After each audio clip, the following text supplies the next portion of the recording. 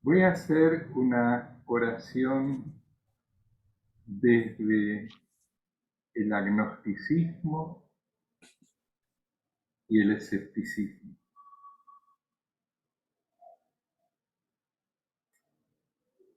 Porque si uno razona, se da cuenta que hay dos clases de verdades. La verdad en la que uno confía en lo que le han enseñado por tradición, y la verdad de lo que uno puede ver con sus propios ojos y razonando. Y muchas veces uno no ve la constatación de lo que le han enseñado, y a uno eso que le enseñaron cuesta verlo en la realidad. Entonces yo voy a rezar desde lo que uno ve. Y lo que uno ve es que el mundo es un lugar enorme, maravilloso, incomprensible, donde suceden tantas cosas inexplicables y misteriosas, que lo único que puedo hacer es dar gracias de poder ser el testigo de tanta maravilla, y ojalá que lo que estamos haciendo le sirva a alguien para poder disfrutar de esta sensación con frecuencia. Amén. Bueno, así sea.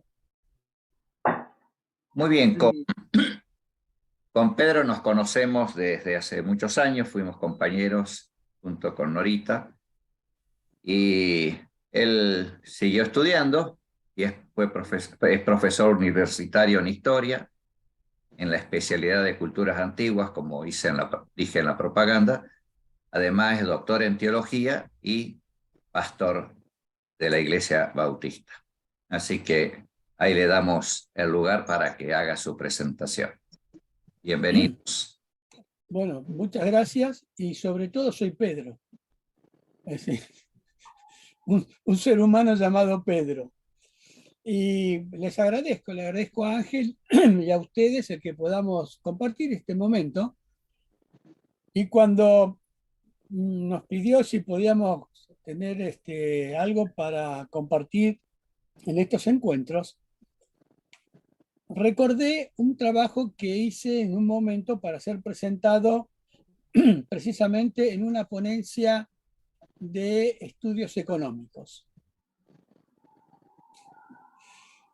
Y el nombre era 3 acciones solidarias en la economía agraria del Israel antiguo.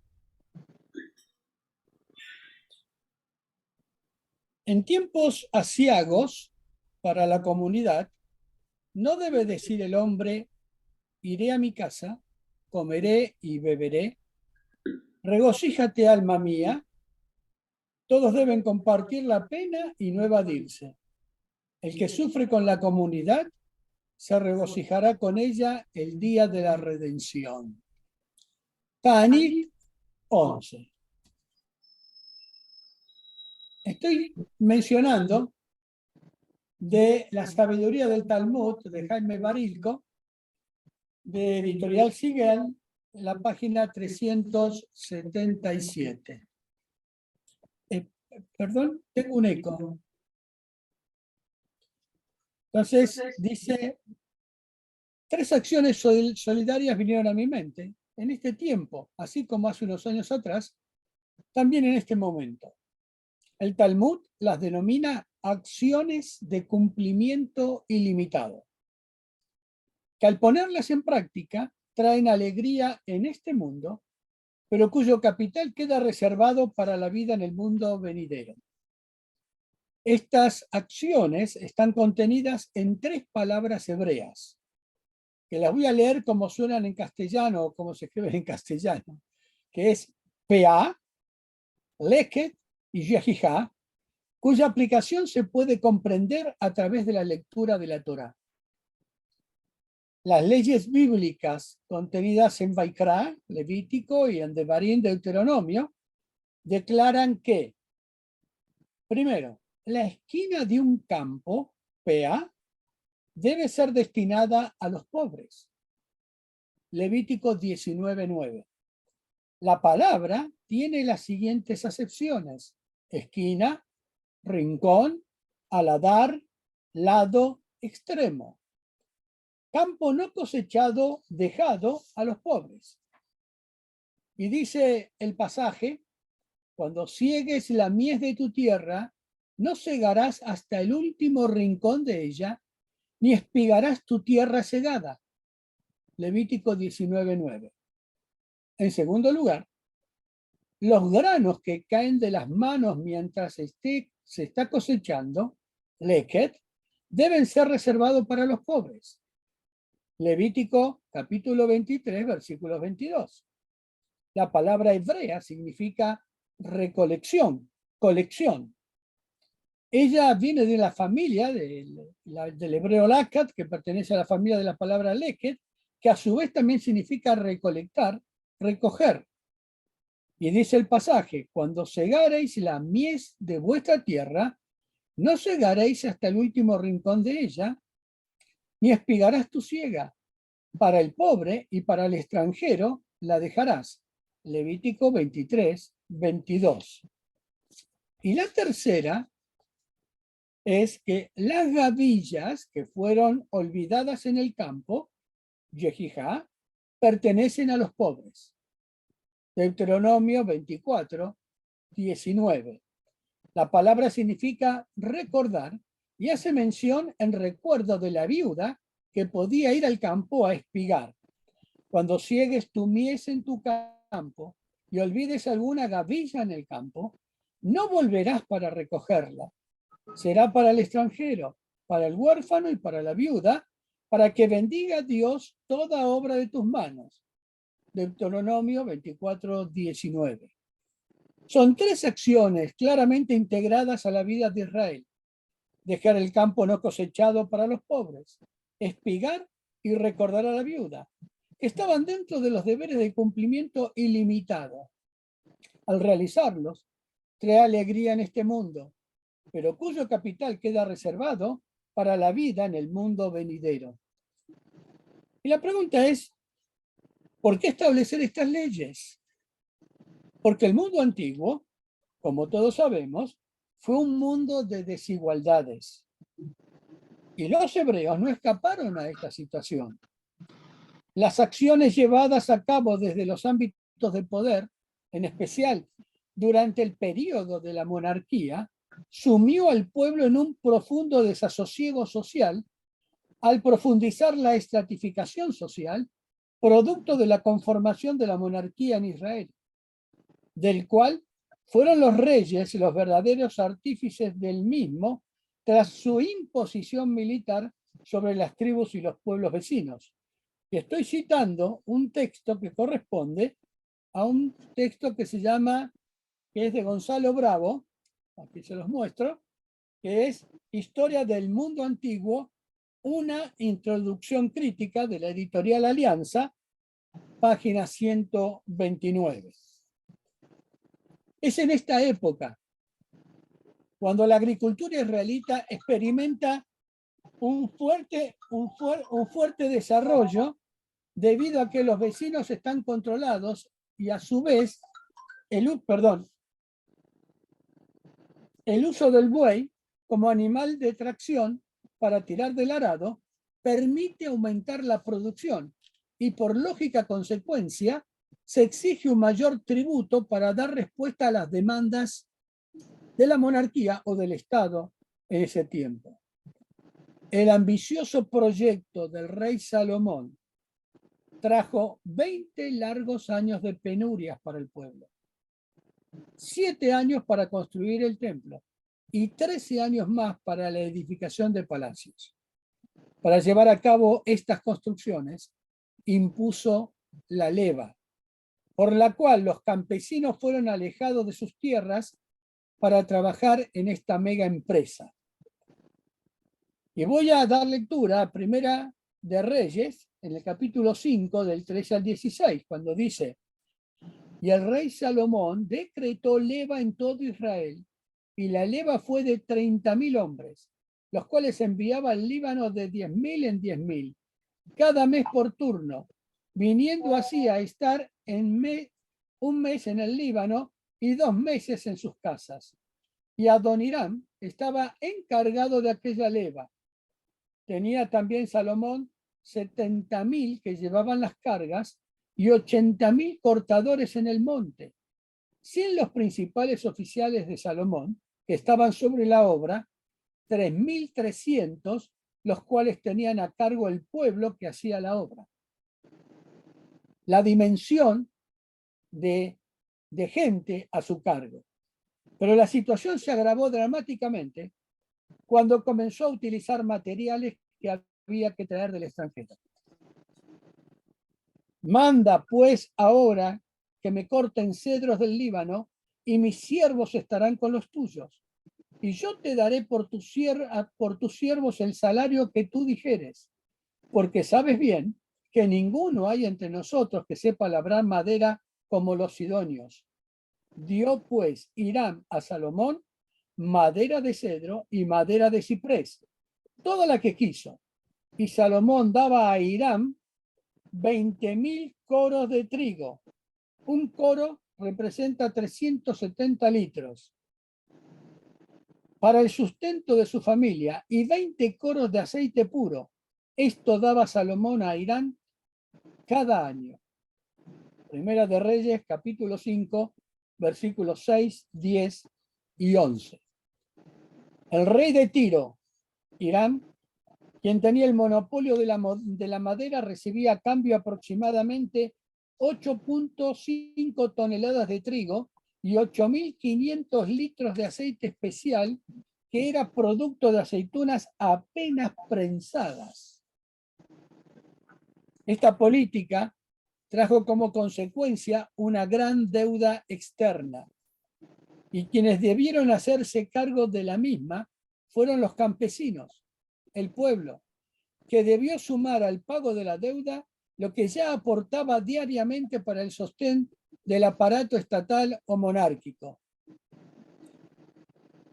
Y la provisión de Salomón para cada día era de 30 coros de flor de harina, 11.100 toneladas, 70 coros de harina, 25.900 toneladas, 10 bueyes gordos, 20 bueyes de pasto y 100 ovejas, sin los ciervos, gacelas, corzos y aves gordas. Además de esto, Salomón tenía 40.000 caballos en sus caballerizas para sus carros y 12.000 jinetes. Hacía traer cebada y paja para los caballos y las bestias de carga al lugar donde él estaba, cada uno conforme al turno que tenía. Primera de Reyes, capítulo 4, 22, 23, 26 y 28. Y mediante esta eficiente administración, que había dividido al país en 12 distritos con 12 gobernantes, la monarquía unida o el Estado recaudaba lo necesario para su propósito, destacando que la leva y los impuestos se efectivizaban en el norte, ya que el sur estaba exento de toda carga. Salomón tenía 12 gobernadores sobre todo Israel, los cuales mantenían al rey y a su casa. Cada uno de ellos estaba obligado a abastecerlo por un mes en el año. Primera de Reyes 4:7. Esta política continuó durante la división del reino, lo que motivó que las voces de los profetas se hicieran oír demandando justicia, pidiendo que aquellas leyes que se habían dictado antiguamente se cumplieran para zanjar las necesidades del pueblo.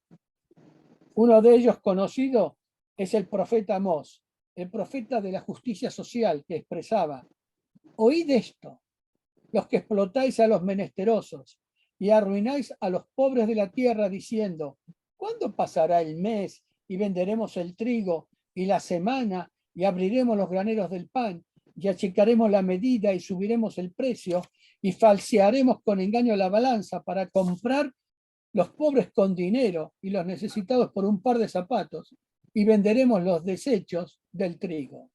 capítulo 8 de Amós, versos 4 al 6. Y quiero hacerles una llamada que he puesto. El costo de la política que generó la monarquía unida, esta deuda externa que al cabo de 20 años no se podía pagar. Por tal motivo, Salomón tuvo que entregar como parte de la deuda contraída 20 ciudades israelitas ubicadas en la zona de Galilea. Y esta situación se puede ver claramente en el capítulo 9 del libro de Primera de Reyes. Saben que esta situación que estamos comentando acerca de lo que tuvo que vivir el pueblo de Israel, hoy en día también se alzan voces clamando por justicia y alimento para aquellos que nada tienen. Y porque según la estimación de Naciones Unidas, hoy alrededor de más de la mitad de la humanidad sobrevive en condiciones materiales infrahumanas e inadmisibles, o lo que es igual, bajo el umbral de la pobreza. Y estoy citando a Cárceles, Norte-Sur, los desafíos del siglo XXI, crítica citado por Pedro Canovas, en un trabajo que hicieron unas compañeras mías de universidad, Bendini y Steinbreger. Fue costumbre en el mundo antiguo del cercano oriente dejar en el campo segado, dedicado a los dioses, aquellas espigas que no se habían atado en gavillas, o el grano caído al segarlo. Israel convierte este accionar en un verdadero acto de solidaridad hacia los que no poseían nada. Tal fue el caso de Ruth, la moabita, viuda y extranjera. Su única posibilidad de alimentación fue espigar. Y Ruth, la moabita, dijo a Noemí: te ruegues que me dejes ir al campo y recogeré espigas en pos de aquel a cuyos ojos hallaré gracia. Fue, y llegando, espigó en el campo en pos de los segadores. Luego se levantó para espigar. Y Booz mandó a sus criados diciendo: que recoja también espigas entre las gavillas, y no la avergoncéis, y dejaréis también caer para ella algo de los manojos, y lo dejaréis para que lo recoja, y no la reprendáis. Espigó pues en el campo hasta la noche, y desgranó lo que había recogido, y fue una efa de cebada.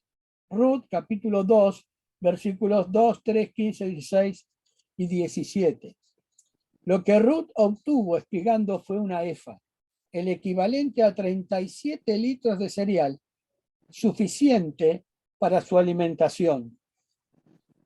Y, amigos, que estamos compartiendo esto, una de las lecturas preferidas en este tiempo y siempre, del cual voy a citar cosas interesantes con respecto a estas acciones solidarias, es de Irving Bunim, Ética del Sinaí. Son 3 tomos. Tiene que ver con un comentario amplio y ecléctico sobre Pirkei Avot. Dice Irving Bunim en su libro Ética del Sinaí, en la página 315, no hay duda de que desde el punto de vista de la Torá, la persona que ha sido bendecida con un superávit de riqueza material que sobrepasa sus necesidades, es un administrador, un encargado designado por la divina providencia para proveer a los pobres y a los necesitados. ¿Cómo establecer? Y es interesante esto, ¿cómo establecer si es que existiera alguna duda acerca de si los granos de cereal o frutos que un pobre puede juntar son leket, yijija o pea? Es decir, si provienen de la esquina de un campo o no, si son efectivamente cereales o frutos caídos. Es muy interesante esto que tiene que ver con lo que la ley judía establece. Y dice Irving Bunim, en la ley judía existe un principio general que se aplica cuando se plantea una duda respecto a una posesión legítima. La carga de la prueba recae siempre sobre el que busca apropiarse de un objeto de sus dueños actuales. En casos de conflictos respecto a leket, yijijá y pea, el propietario del campo es el propietario original Podría esperarse, entonces, que la carga de la prueba debería recaer sobre los pobres, para establecer que los granos en cuestión son, en verdad, de ellos. Pero conforme a la ley bíblica, y sin embargo, la reglamentación no es así. En este caso, la ley judía sostiene que debemos considerar a los granos en disputa como si ya le pertenecieran legítimamente a los pobres. Ahora, son propiedad del Todopoderoso en sociedad con los menesterosos. Por lo tanto, surgida de la duda respecto a algo que pertenece a los necesitados, la obligación de presentar pruebas recae sobre el dueño del campo. Él es quien debe demostrar que los granos no le pertenecen a los pobres. Y estoy citando a Bonin en la página del tomo 3, página 315-316. Es interesante cómo la ley judía establece este tema de estas acciones, situación que no lo vivimos actualmente. Muchas veces los pobres son los que tienen que demostrar que les pertenecen, cuando el dueño tendría que demostrar que no le pertenecen y entonces operar en consecuencia. Es cierto que estas reglas de una sociedad agrícola simple, dicen algunos, son difíciles de aplicar en una sociedad, digamos, económicamente globalizada. Pero esto no nos impide pensar inteligentemente para convertir estas tan simples acciones en hechos solidarios concretos, de tal manera que los desposeídos, excluidos y hambriados puedan acceder a suplir sus necesidades básicas. ¡Qué paradoja! Y cito a Pedreño Canovas en Bendini y Steinberger, cuando en muchas regiones del mundo, hoy, en muchas regiones del mundo y cercano a nosotros, y en nosotros, especialmente en las regiones de los países del sur, se están especializando en producir alimentos sofisticados para atender la específica norma de consumo de las nuevas clases medias de las ciudades globales. Pero en sus propias sociedades sufren el hambre y otras disfunciones alimentarias crecientes, porcentajes o grandes porcentajes de la población. Tal vez este sea el tiempo de pensar en una economía diferente. No es que no se haya pensado, ni es que no se esté pensando. Lo importante es pensarla más igualitaria, que tienda a satisfacer las necesidades de aquel que no tiene nada, como también las del trabajador y las del productor. Una economía construida en diálogo entre los actores sociales. Posiblemente esta construcción dialogada nos lleve a entender que el decir quiero que me hagas justicia significa permíteme tener lo que me corresponde, porque mi necesidad es legítima.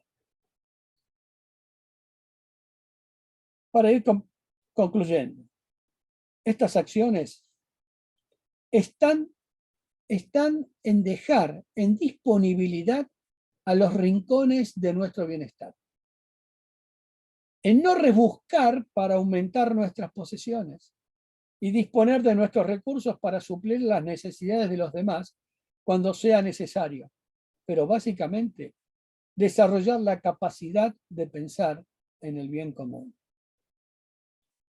Cuando hablaba de PEA, para cosechar estamos acostumbrados a marcar el campo en cuadrado o en forma rectangular.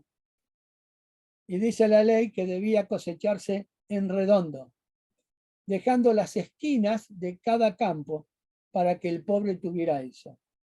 Cuando caían las espigas, no había que recogerlas para que la recogiera el pobre. Y cuando se abrazaban a ella para juntar las gavillas, alguna olvidada, eran del pobre. Y eran del pobre desde ese preciso momento. Por lo tanto, es interesante que tal vez la reflexión de aquellos que tienen el campo, los campos, puedan realmente que reciben la bendición de Dios en la producción les puedan permitir contar con ese recurso para la alimentación. Dice Proverbios en el capítulo 11, versículo 25. El alma generosa será prosperada, y el que saciare, él también será saciado. Pero el versículo 26, yo no sé si muchos leen la Biblia, pero en este tiempo tendrían que leerla, porque dice, al que acapara el grano, el pueblo lo maldecirá. Al que acapara el grano y no lo vende, el pueblo lo maldecirá. Pero bendición será sobre la cabeza del que lo vende. Y como hablamos de varias comunidades, el Corán también tiene esto. En 5.2 dice, ayudaos unos a otros a obrar el bien y practicar la piedad, y no cooperéis en el pecado y la transgresión. Temed a Alá, por cierto, Alá es severo en el castigo. Y en 70, 24, 25 dice que de sus bienes los ricos destinan un derecho consabido, el asaque y las caridades, para el mendigo y el indigente. El asaque era esa entrega regular como diezmo para que haya provisión, ¿no?, a aquellos que están necesitando, y que de alguna manera Dios iba a compensar la bendición de sus vidas si ellos entregaban y eran solidarios. Y una de las 3 condiciones del Islam, una de ellas es ser solidario y la ofrenda.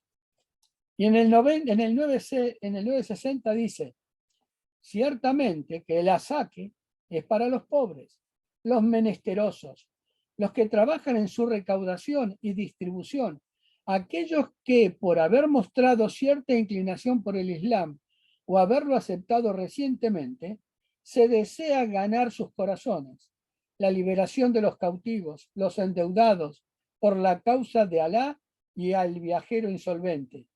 Esto es un deber prescrito por Alá, y Alá es omnisciente y sabio.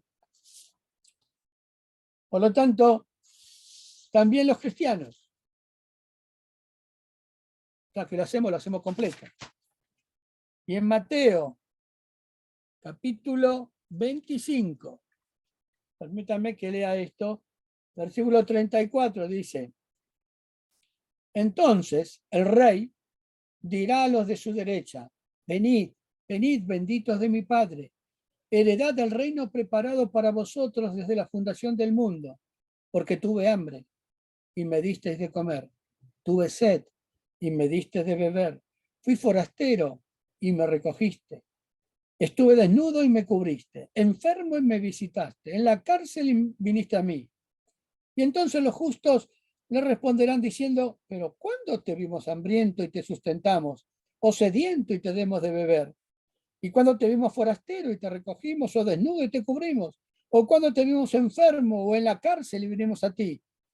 Y el rey respondiendo le dirá, de cierto os digo que en cuanto lo hiciste a uno de estos mis hermanos más pequeños, a mí me lo hiciste. Una frase más para terminar.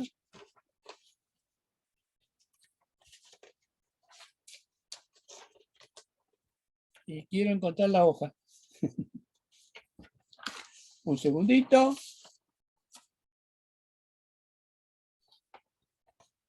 Quiero terminar con una frase así. Lo dicho, son cosas chiquitas. No acaban con la pobreza. No nos sacan del subdesarrollo.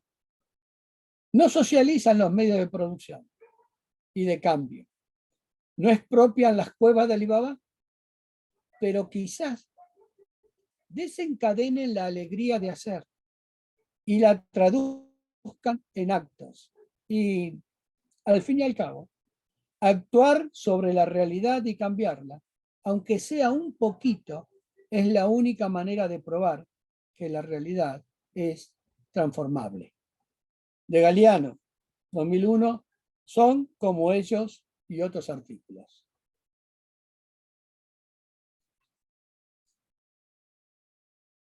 Muchas gracias, Pedrito.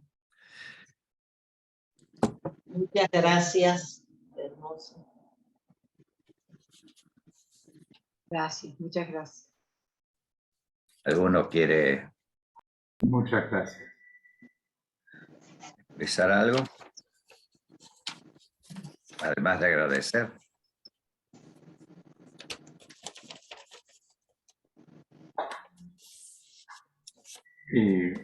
¿Nora? Pero si no, termino, miren, les comento algo que no lo había leído. Cuando yo trabajé esto, había tomado esta situación de Salomón como una situación realmente que demoró mucho tiempo, ¿no? Y el pueblo padeció mucho. Y a veces nos olvidamos de esta consecuencia que Dios permitió, Hashem, Alá, permitió que esté en el texto bíblico, como para que recordemos qué fue lo que pasó y lo que le pasó a Israel.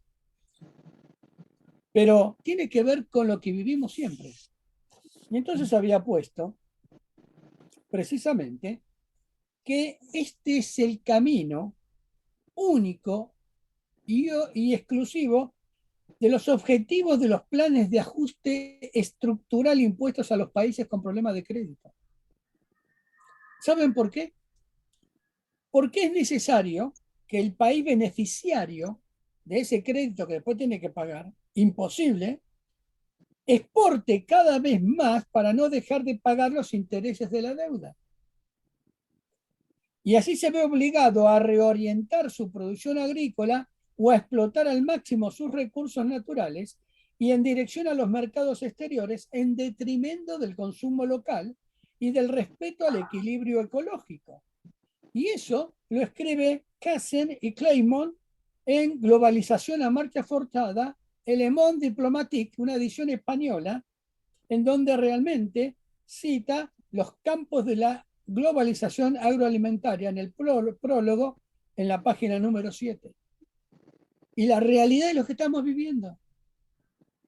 Nuestros campos, que son una bendición de Dios, lleguemos a un diálogo de acuerdo entre el productor y nosotros, los necesitados, para que podamos todos poder vivir de la bendición que Dios, Hashem, Alá, da sobre todos nosotros. Por lo tanto, esto creo que es algo que se puede recuperar hoy en día. Bueno, los dejo a ustedes ahora.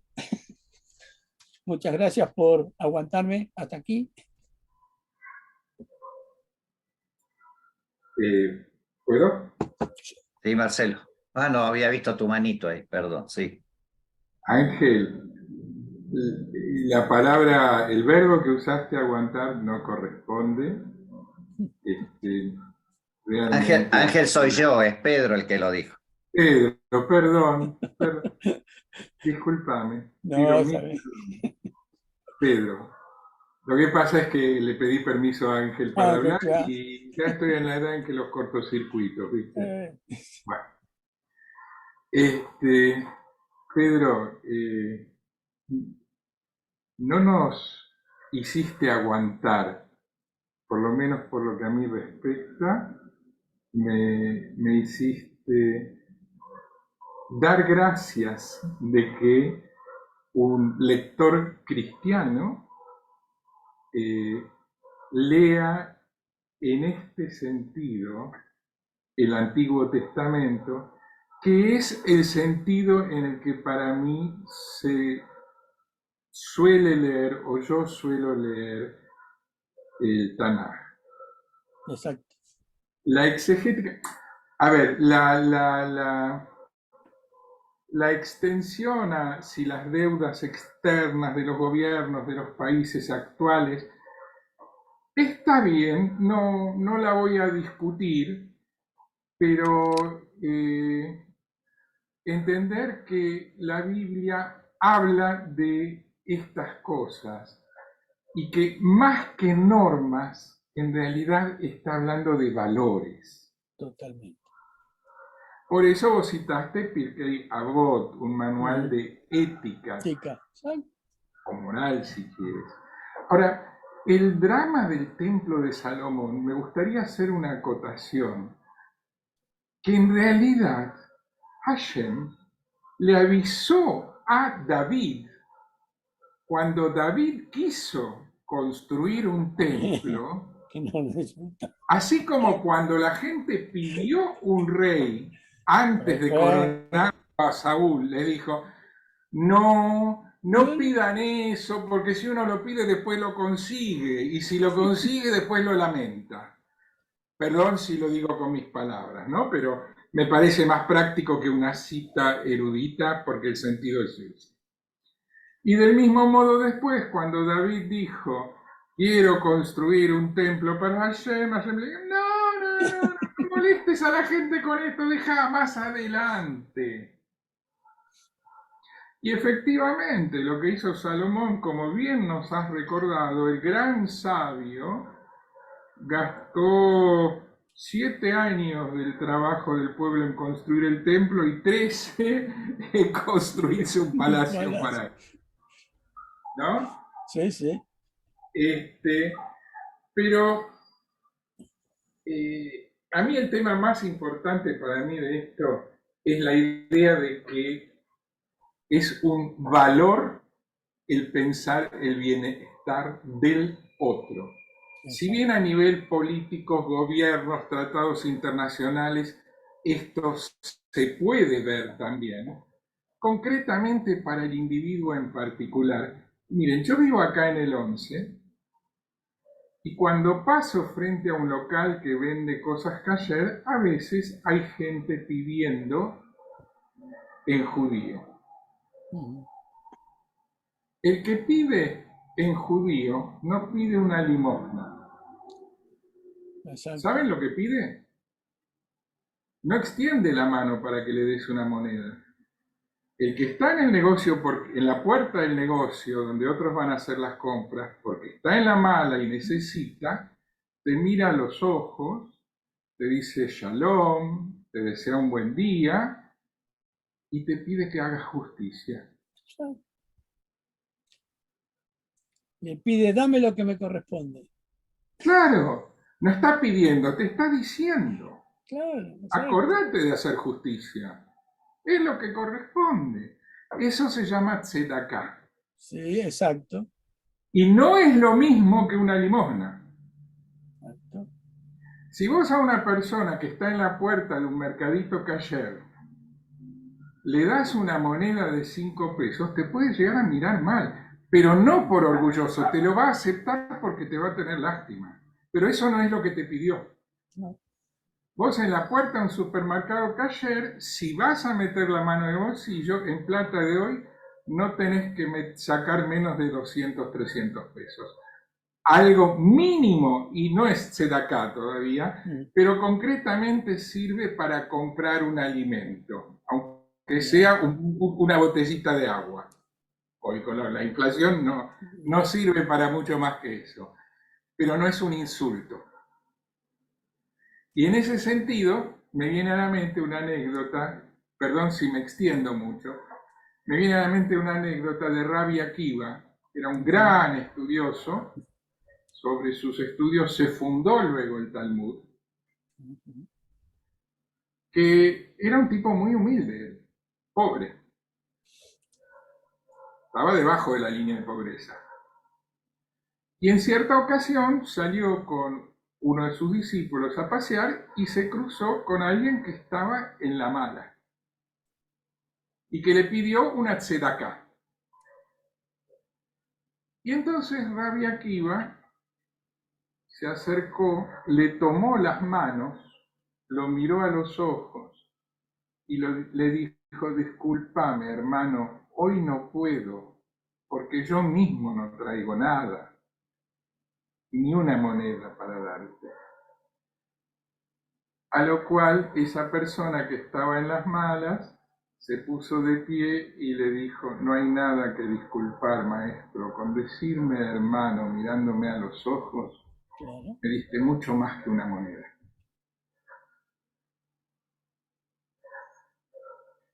Eso es darse de acá. Bien. Y ese es un valor cultural que obviamente, como personas, no todos los judíos lo conocen ni lo respetan de ningún modo. Será el pueblo santo, pero no es un pueblo de santos. Es un pueblo. Totalmente. Y hay de todo.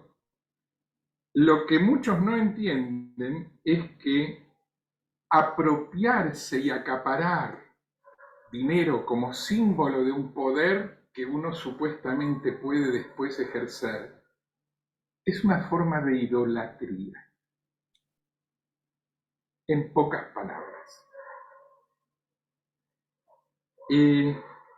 Bueno, eso, perdón, me extendí en el comentario, pero son reflexiones a las que me llevó la clarísima exposición que hiciste. Te la agradezco de todo corazón, realmente es eso, es como vos lo explicaste, Pedro. Gracias. Oh, muchas gracias, porque es interesante cómo leemos los cristianos la Tanaj y especialmente la parte de Salomón. Tal como lo marcaste, como lo enseñaste, como lo dijiste, el tema del templo, ¿no? Nunca le dijo Dios, yo no te pedí nada, yo no te lo pedí, ¿no?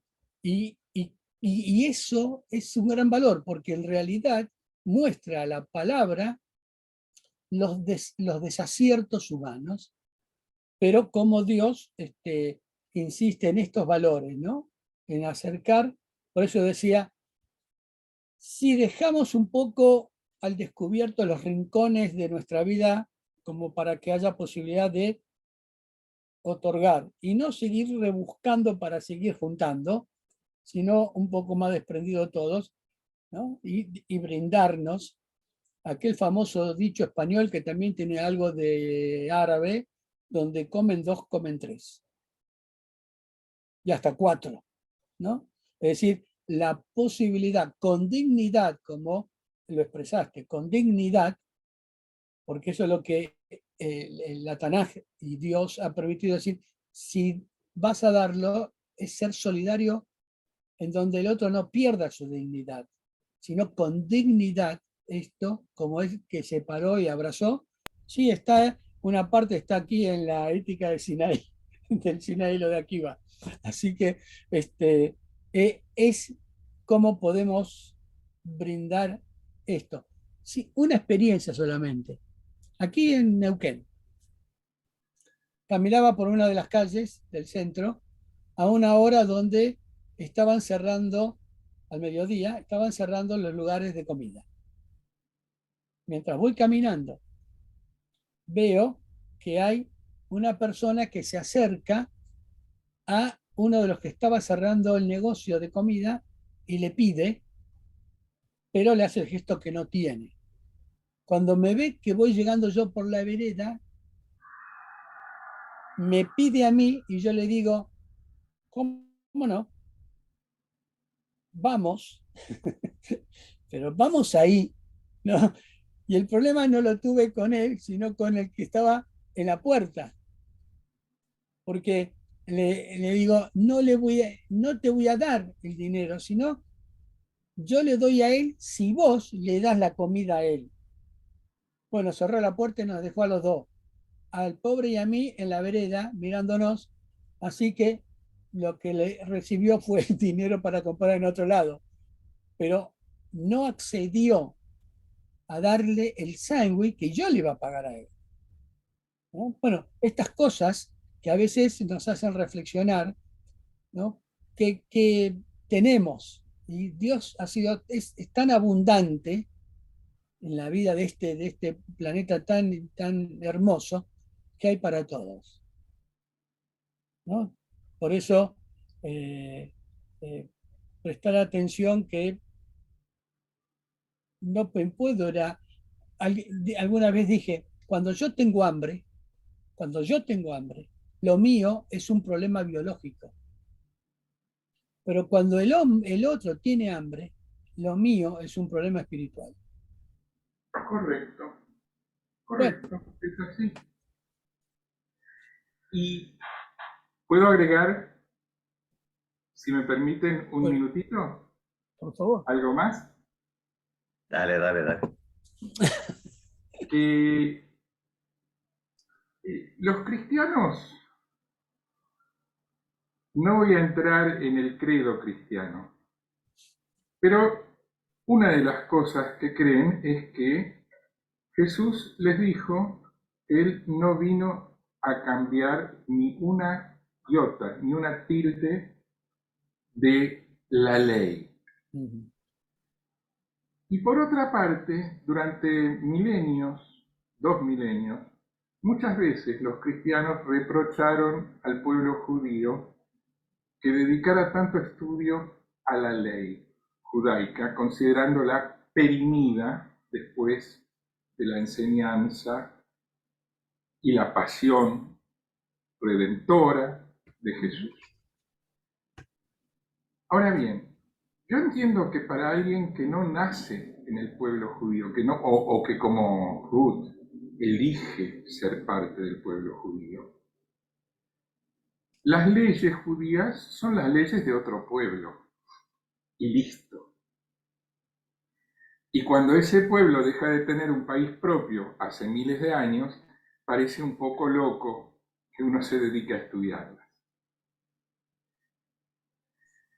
Pero si Jesús dijo que no vino a cambiar ni una tilde de esas leyes, y también dijo que antes iba a pasar un camello por el ojo de una aguja que un rico llegara al reino de los cielos, Sí. me parece que la tradición interpretativa judía volcada al estudio de la ley, para un cristiano hoy, si deja atrás el prejuicio antijudío, puede ser vista como iluminada bajo este aspecto, el estudio de la ley como transmisión de valores que tienen que ver con el respeto por la dignidad del otro.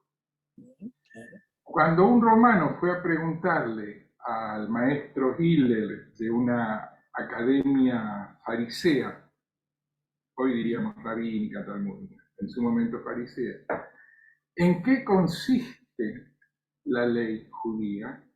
Le dijo, no le hagas a otro lo que no quieres que te hagan a ti, y ahora ve y estudia. Y la parte fundamentalmente trascendente de la respuesta de Hillel, la parte judía es, y ahora anda y estudia cómo se hace eso de no hacerle a otro lo que no querés que te hagan. Esa es para mí el hilo conductor de la tradición judía, que en realidad para un cristiano que lea los evangelios por lo menos, no sé si las cartas paulinas, pero los evangelios, con Jesús diciendo estas cosas que cité mal y pido disculpas recién, tendría que ser en realidad una parte de la formación cristiana el estudiar codo a codo con los judíos estos temas. Totalmente. Y permitime algo que dijo Jesús. Dijo, dijo en lo que es esa expresión, no hagáis a otro lo que no querés que te hagan, Jesús lo dijo en positivo. Es el único en todos, no estoy defendiendo a Jesús, estoy diciendo que la frase, si no me van a decir que soy muy cristiano, la frase única es positiva. Haced a los demás lo que quisieras que hagan con vos. Dios quiera, como vos dijiste, ojalá Dios quiera que todo esto pueda ser de bendición para todos nosotros, para todo nuestro país, para este mundo, y podamos vivir en paz, justicia y verdad. Amén. Amén.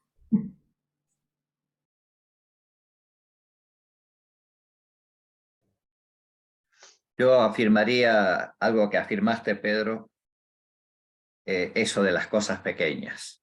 A mí a veces que yo he estudiado estos pasajes del Antiguo Testamento, he pensado en eso, ¿no? Esos gestos pequeños que están en la ley, pero que son indicadores, digamos, ¿no? de cosas macros después, ¿no? Que uno lo puede traspasar.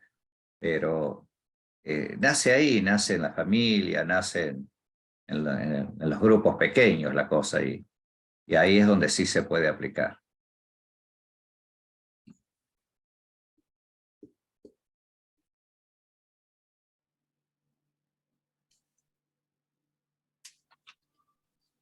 Un minuto, un comentario para biblistas. Hay un Midrash, el Midrash Rabbah, que cuenta que lo que Salomón percibía como impuestos en dinero para construir el palacio y el templo eran 666 Exactamente. unidades de peso de plata. Bien, Y bien, luego bien. el número 666 haya pasado a representar algo maligno, al anticristo y cosas por el estilo en la tradición cristiana, es posible que tenga que ver con que alguno de los padres apostólicos ese Midrash lo conociese, o de los evangelistas. Marcelo, sí, Marcelo, gracias por eso, porque un poco hay que desmitificar a Salomón. Y en realidad se encuentra en el capítulo 10 de Primera de Reyes. Y lo que ha pasado con este pasaje, que yo le pregunto a los cristianos, a mis hermanos de congregación y todo, les pregunto, busquen el capítulo 10 de Primera de Reyes, el versículo 14,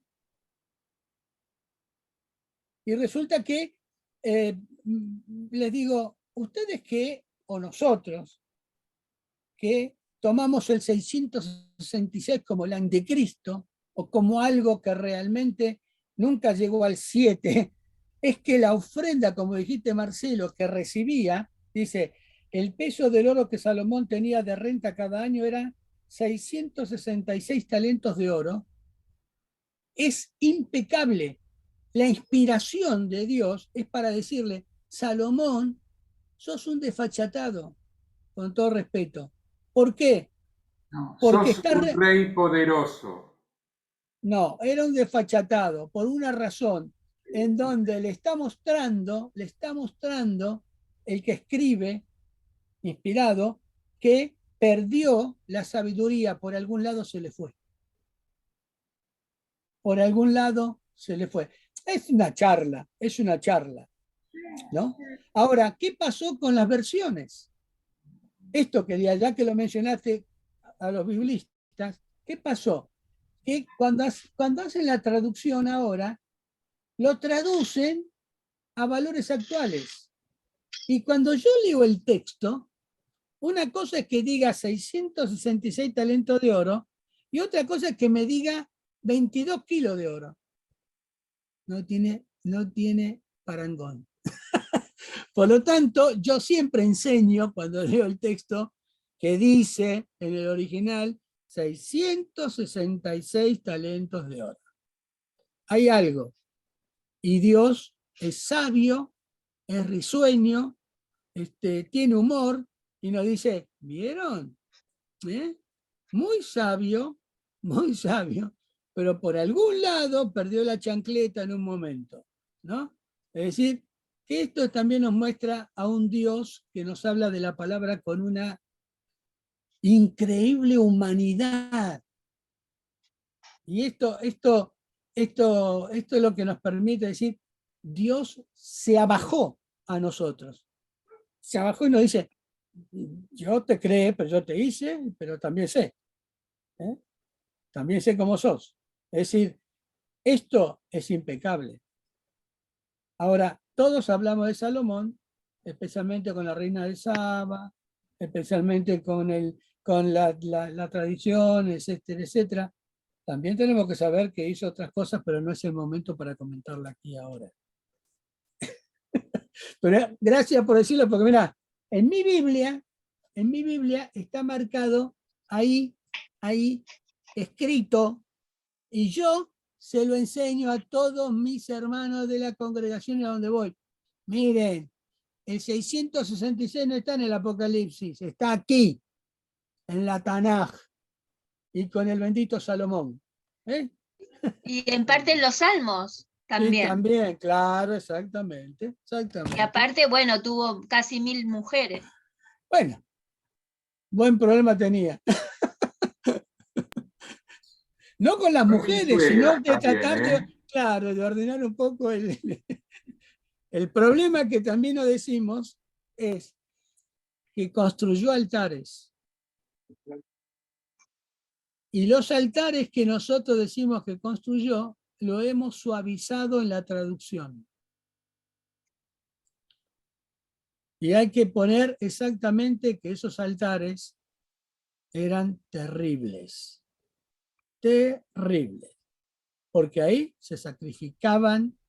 Claro, eran Tofet. Exactamente. Pero nosotros lo hemos traducido un poco alivianándolo.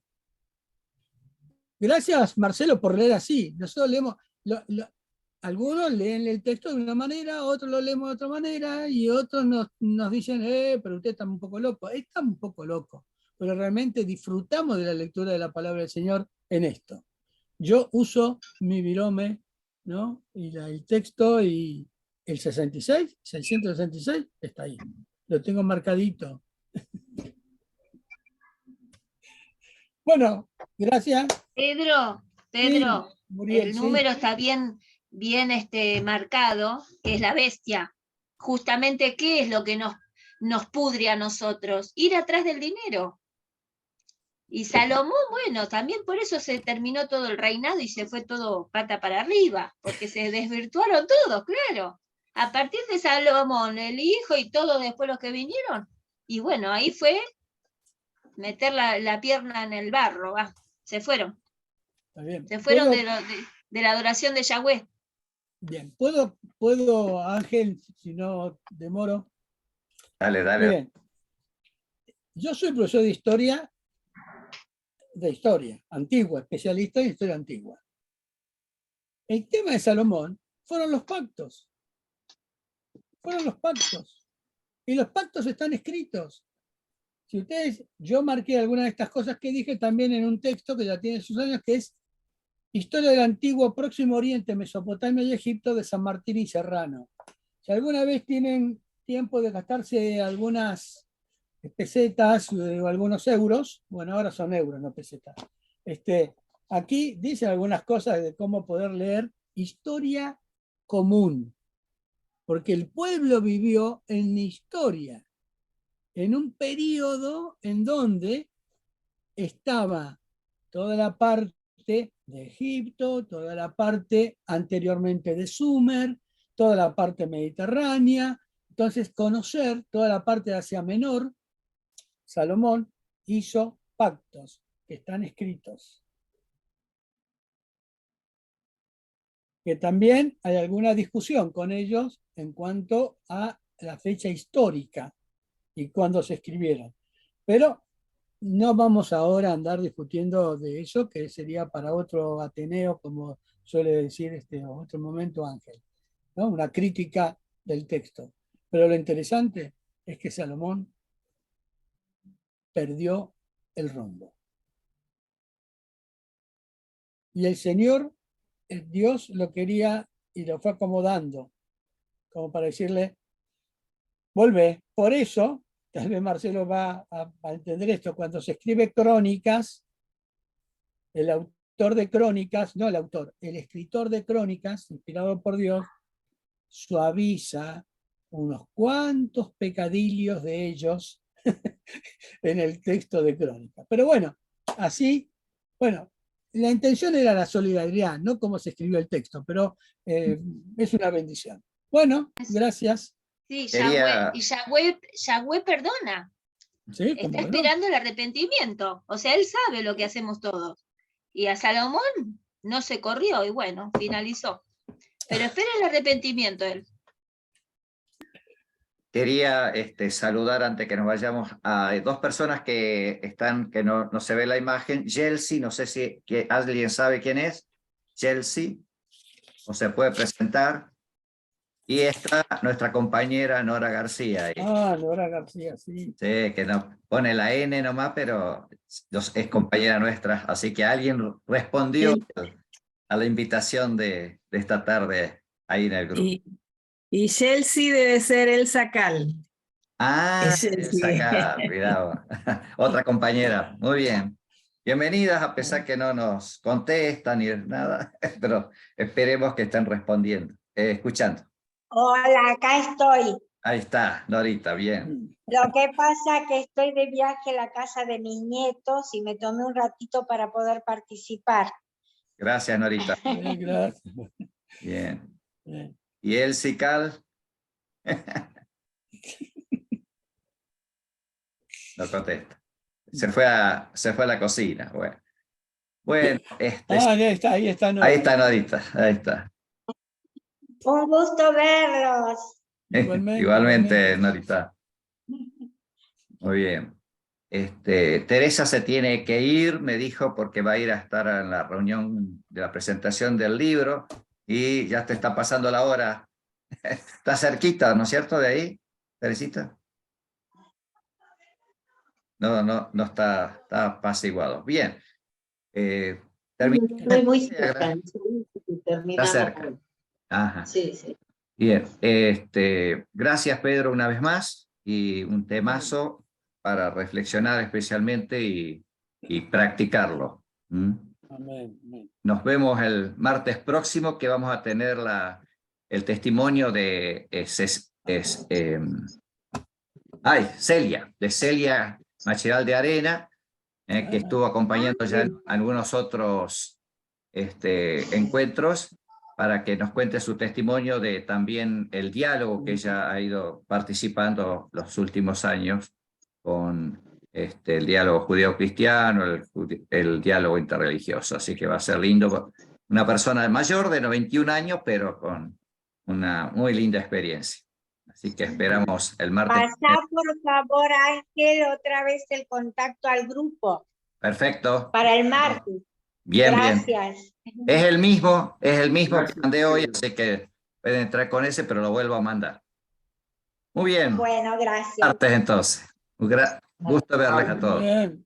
Chao, chao. Chao. Hasta el martes. Chao.